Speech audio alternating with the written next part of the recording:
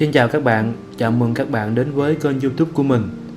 Trong chủ đề của video ngày hôm nay, mình sẽ giới thiệu với các bạn về Outbox Pattern, một pattern giải quyết cái vấn đề về data consistency của asynchronous communication trong một cái hệ thống microservices.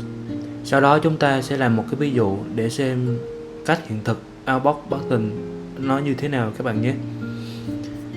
Đầu tiên chúng ta sẽ đi chi tiết một xí về Outbox Pattern. Thì trong một cái hệ thống microservices, chúng ta sẽ sử dụng hai cái cách communication là synchronous và asynchronous. Đối với synchronous communication thì các cái service của chúng ta nó sẽ bị couple, nó phụ thuộc vào nhau. Và một cái nữa là nếu các bạn sử dụng synchronous communication thì chúng ta sẽ không có thể replay hoặc là pre-process lại dữ liệu nếu mà các cái request trước đó không thể thành công. Thì sử dụng asynchronous communication, chúng ta có thể giải quyết hai cái nhược điểm trên. Các cái service của chúng ta sẽ lose coupling và chúng ta dễ dàng scale và replay các cái dữ liệu. Với asynchronous communication thì chúng ta sẽ publish các cái dữ liệu vào một cái topic của message broker như Apache Kafka, và các cái service khác sẽ subscribe vào cái topic này để lấy data và process. Thì với việc sử dụng asynchronous communication, một cái vấn đề có thể xảy ra đó là về data consistency. Nó xảy ra khi mà một cái ứng dụng sau khi lưu dữ liệu của mình cần đồng thời publish cái dữ liệu này vào một message broker để cho các cái service khác có thể lấy dữ liệu và process. Nhưng trong quá trình publish dữ liệu thì có một số lỗi xảy ra. Cái vấn đề này nó được gọi là dual write problem đó các bạn. Để giải quyết cái vấn đề dual write problem, cái giải pháp mà chúng ta có thể làm đó là đầu tiên chúng ta sẽ lưu dữ liệu vào một trong hai cái data source là database hoặc là message broker. Thì sau đó chúng ta sẽ có cơ chế để data source còn lại lấy dữ liệu và process. Nếu mà các bạn chọn lưu dữ liệu vào message broker trước thì lại không phù hợp với cái nguyên tắc tính nhất quán read your write, một cái nguyên tắc về việc khi dữ liệu được thêm vào thì việc đọc dữ liệu lên nó phải bao gồm dữ liệu mới này. Nếu mà chúng ta sử dụng message broker để lưu dữ liệu ngay từ đầu thì có thể dữ liệu nó chưa được synchronize qua database, nên cái việc mà chúng ta đọc dữ liệu từ database lên sẽ không bao gồm các dữ liệu mới. Chúng ta nên lưu cái dữ liệu vào database của số vị trước, sau đó chúng ta sẽ sử dụng Outbox Pattern để mà populate cái dữ liệu này vào message broker các bạn nhé. Với Outbox Pattern thì chúng ta sẽ có một cái sẽ định nghĩa một cái Outbox Table trong cái service database. Khi mà dữ liệu được lưu vào database thì cùng với đó chúng ta sẽ insert một cái record vào cái Outbox Table này.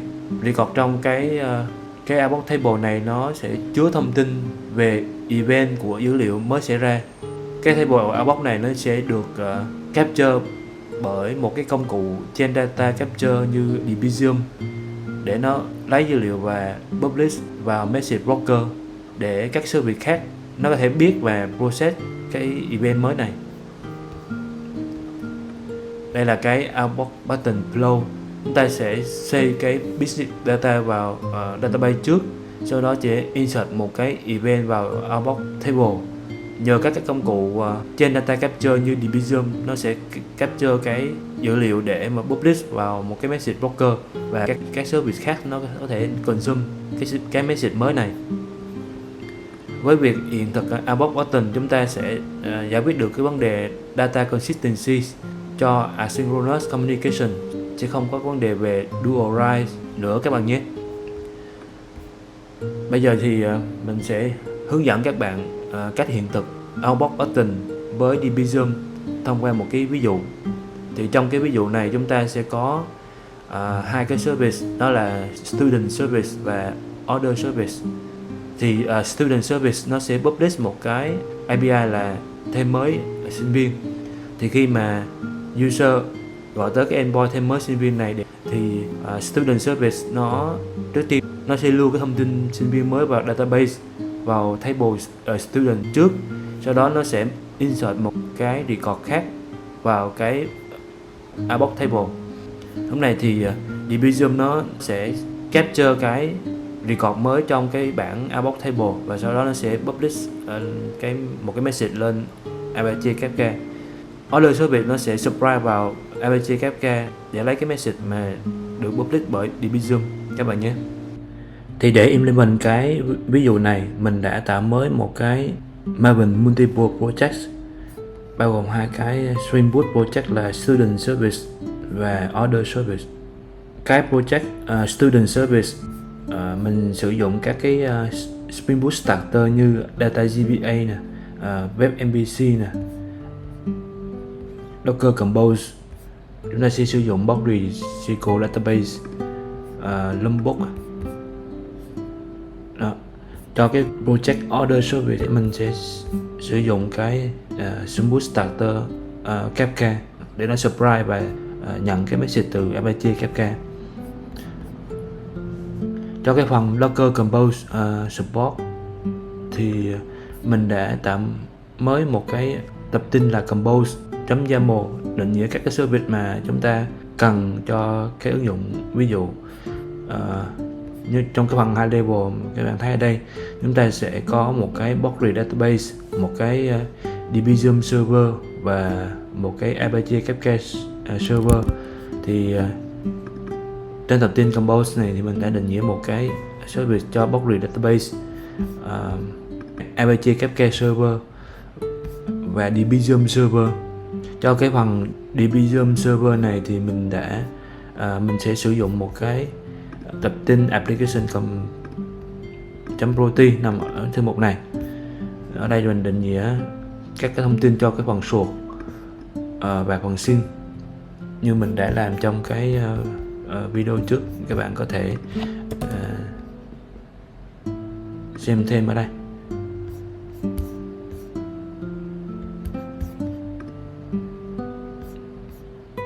Đây, trong video này. Cho cái phần Postgre database thì mình đã cấu hình để nó enable những cái tính năng cần thiết cho trên data capture.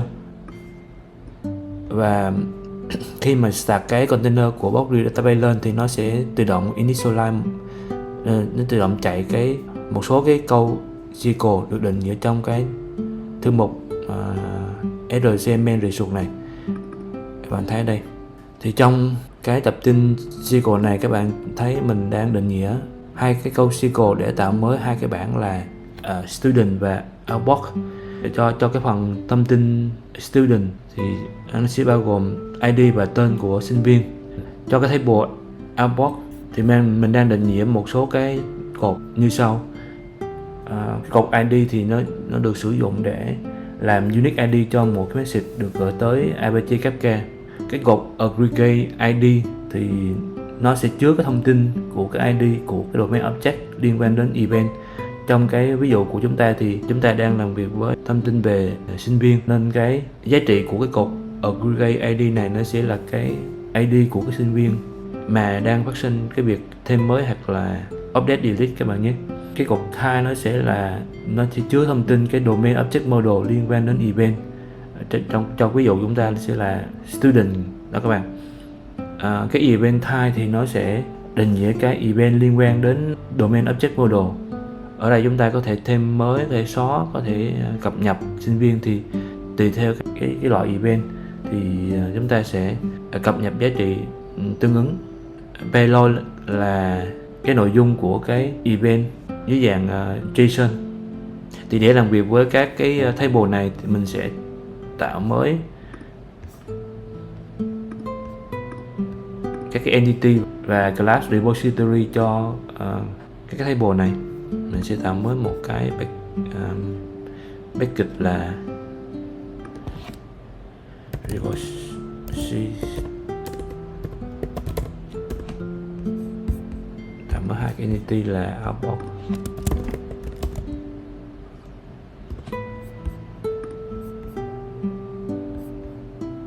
và student.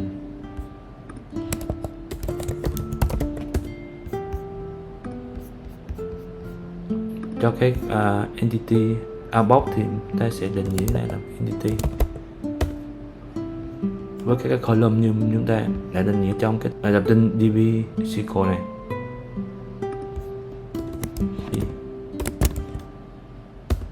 Cột đầu tiên sẽ là ID, chúng ta sẽ định nghĩa là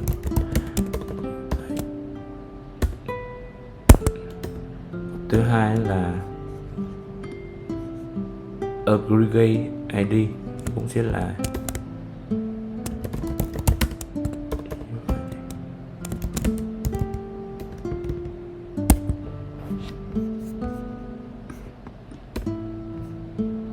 cột thứ ba sẽ là type.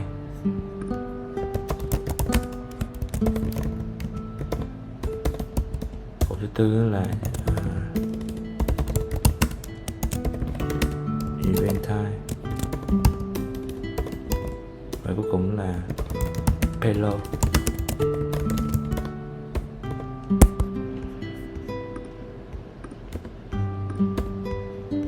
Chúng ta sẽ sử dụng Lombok để thêm cái getter setter.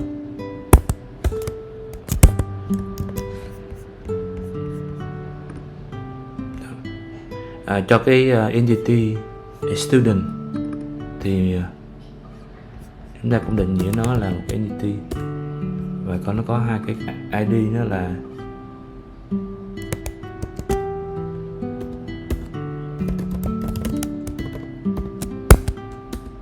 cột thứ hai là name. Sau khi đã định nghĩa các entity thì các bạn có thể thêm các cái class repository cho hai cái entity này. Mình sẽ định nghĩa là student repository, sẽ annotate nó với cái annotation là repository. Chúng ta sẽ extend cái student repository này với interface là GPA repository. Nó là một interface. Chúng ta cũng đi định nghĩa cái class repository cho cái table outbox button. Repository một interface.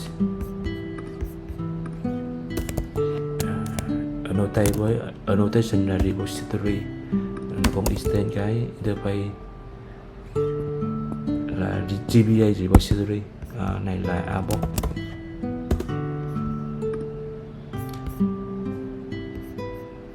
Trong cái ví dụ này thì cái student service nó sẽ expose một cái API để cho phép user có thể thêm mới thông tin sinh viên. Nên giờ mình sẽ tạo mới một cái class controller để làm điều này. Chúng ta sẽ tạo thêm một cái button mới là controller, và mình sẽ thêm mới một cái class là student controller. Annotate cái class này với cái annotation là REST controller. Để thêm mới cái endpoint, thêm mới sinh viên này thì mình sẽ định nghĩa một cái method với annotation là post mapping. Thêm mới sinh viên, chúng ta sẽ định nghĩa hai cái DTO cho request message và response message. Thì trong cái này mình sẽ thêm mới một cái package là DTO. Mình sẽ thêm mới cái hai class là add new student request. Trong phần thêm mới này chúng ta sẽ thêm một cái field đơn giản là cái tên của sinh viên. Ta sẽ là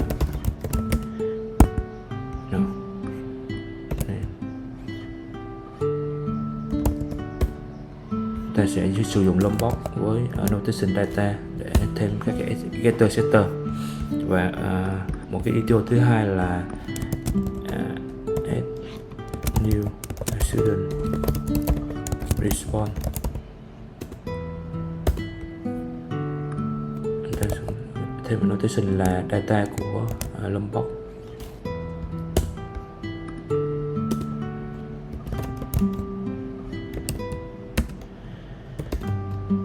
Thêm hai cái field là success và message cho cái phần response này. Thì trong cái phần định nghĩa cái endpoint thêm thông tin sinh viên thì chúng ta sẽ định nghĩa cái phần response là response entity. cho cái class là add new student response, và cái phần request là cái phần request body sẽ là class add new student request. Để handle cái request này thì đầu tiên chúng ta sẽ thêm mới thông tin sinh viên vào database, và sau đó chúng ta cũng cùng với đó chúng ta cũng sẽ thêm mới một cái record vào cái outbox table. Mình sẽ implement nó như sau. Bây giờ chúng ta sẽ dựa vào thông tin của request để tạo mới một cái student object với cái name là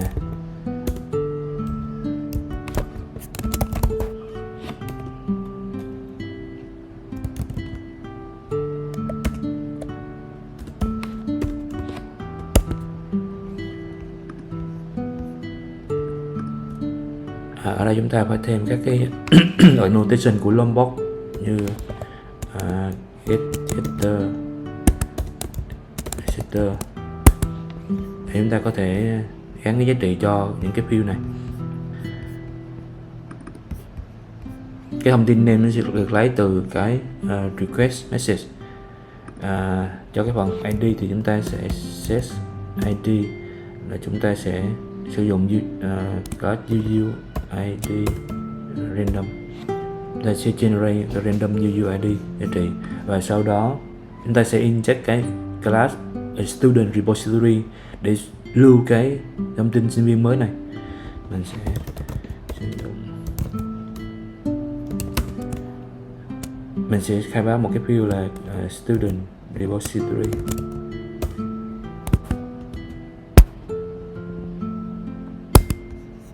Chúng ta sẽ sử dụng constructor injection để inject cái bin của cái class student repository này, và bây giờ chúng ta sẽ sử dụng cái class này để lưu cái thông tin sinh viên.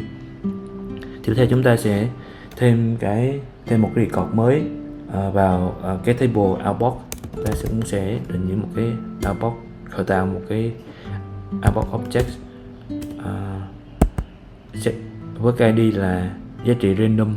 Giá trị cái field aggregate ID sẽ là ID của student. Cho cái phần event type thì mình sẽ set nó là student created. Cho cái phần type thì mình sẽ set nó là student, là tên của cái domain data object mà chúng ta đang làm việc. Trong phần payload thì mình sẽ sử dụng cái class object mapper của thư viện Jackson. Object mapper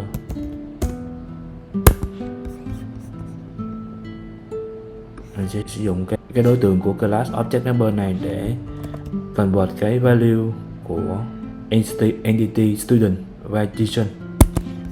Chúng ta sẽ convert nó như này. Sau đó thì chúng ta sẽ inject cái class outbox repository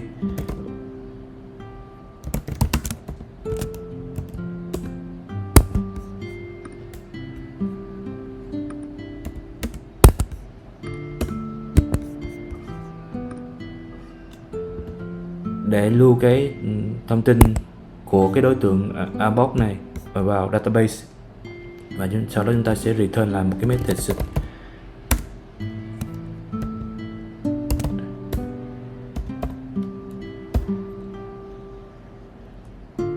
Chúng ta sẽ khởi tạo mới cái đối tượng của class add new student response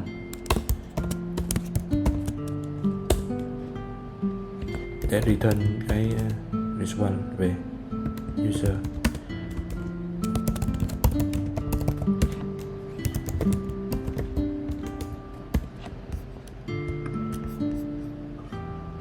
Chúng ta sẽ thêm cái annotation là argument constructor.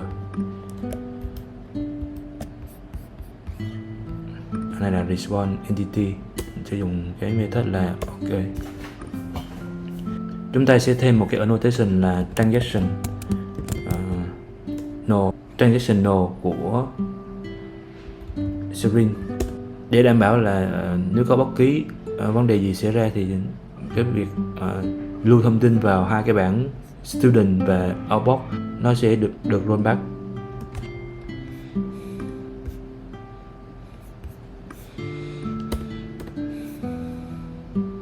Đó, như vậy là chúng ta đã hiện thực xong cái endpoint thêm mới thông tin sinh viên. Bây giờ chúng ta sẽ hiện thực cái order service để nó subscribe vào Apache Kafka topic để nhận cái message. Mình sẽ tạo mới một cái class là app listener.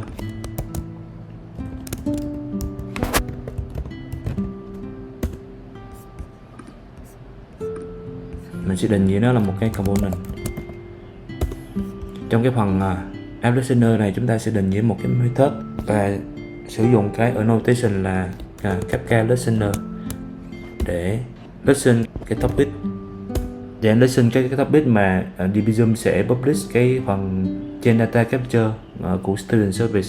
Thì chúng ta giá trị của cái topic, tên topic này nó sẽ là outbox button publish outbox như mình đã định nghĩa trong cái tập tin application.property. Thì đây là cái repeat của Apache Kafka topic, và sau đó là cái schema của database và tên của cái table.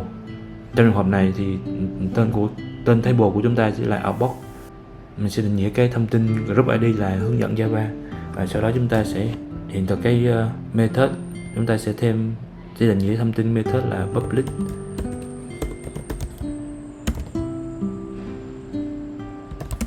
Listen. Giá trị cái message này sẽ là string, và chúng ta sẽ in cái nội dung của cái message nhận được ra. Trong tập tin cấu hình của cái ứng dụng order service, chúng ta sẽ định nghĩa cái thông tin của Apache Kafka server sử dụng cái property là string Kafka bootstrap server. Mình đang start một cái Apache Kafka ở cái port 90.2.5. Chúng ta sẽ cần định nghĩa thêm cái thông tin về consumer với group ID là hướng dẫn Java, và một số cái thông tin về key deserializer là mình sẽ sử dụng là string deserializer, và cái cấu hình value cũng vậy.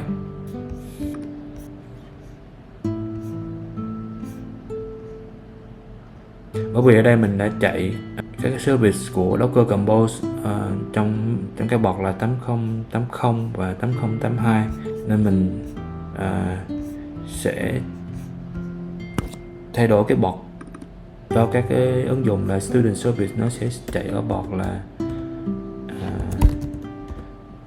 8081, và order service nó sẽ chạy ở cái port là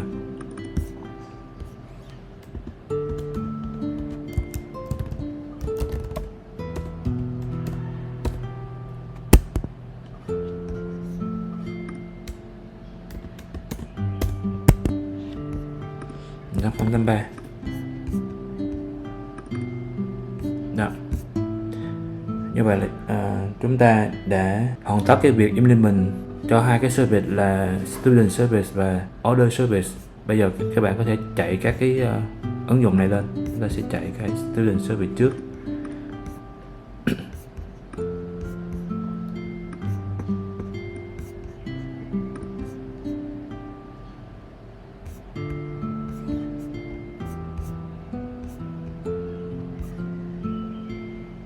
Trong Docker Detox các bạn sẽ thấy các cái service mà chúng ta định nghĩa trong cái tập tin Docker Compose nó đã được start lên khi chúng ta chạy cái ứng dụng Student Service. Bây giờ mình sẽ chạy cái ứng dụng Order Service.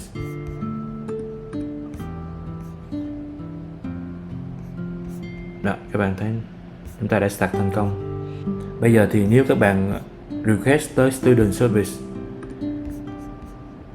nếu các bạn request tới cái endpoint students với cái payload như này thì các bạn sẽ thấy kết quả như sau. Đó, này kết quả chúng ta đã thêm mới thành công một cái sinh viên. Bây giờ nếu bạn kiểm tra cái console log của cái order service, các bạn sẽ thấy có một cái message nó được in như này. Và trong này nó sẽ thấy một cái nội dung của cái phần payload các bạn sẽ thấy nó là có cái giá trị là before là null, nhưng mà after sẽ là thông tin cái record mới được insert vào cái table outbox với ID là như này. Aggregate ID là ID của student mới thêm vào, type là student, event là student created, và cái payload là thông tin của student mà chúng ta mới thêm với ID như này, name là Khanh. Nếu các bạn kiểm tra database